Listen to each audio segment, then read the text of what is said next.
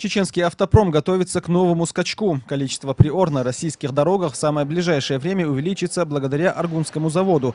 Новая линия по сборке народной марки авто уже подготовлена. А вдалеке от заводских конвейеров до сих пор красуется первая ласточка, собранная еще в августе. Проверка ее возможностей превратилась здесь уже в своеобразную традицию. Машина готова к эксплуатации. Там мэра, да, вякина.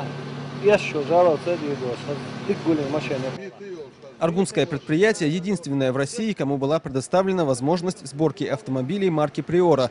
Этому предшествовали длительные переговоры республиканских властей с руководством «АвтоВАЗа». К тому же мастерство сотрудников «Чечен-Авто» было высоко оценено президентом компании. А сегодня по своим технологическим возможностям чеченский завод ушел далеко вперед по сравнению со своими конкурентами.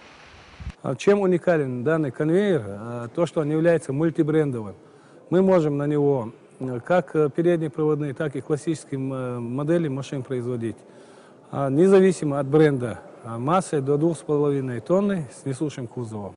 Руководство предприятия планирует ежегодно выпускать до 60 тысяч автомобилей. В том, что они не будут простаивать, никто не сомневается, учитывая, что «Приора» – наиболее популярная модель автомобиля на Северном Кавказе. Особенность этого предприятия – более тщательный контроль качества.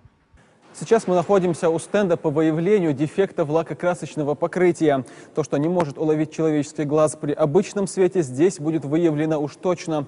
И в таких случаях машина отправляется уже в цех по устранению дефектов в руки других специалистов.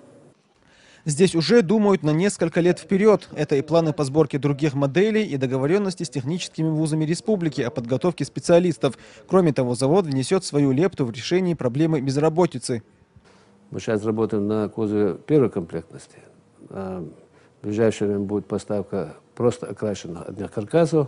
Соответственно, рабочие места там почти вдвое-трое увеличатся, естественно.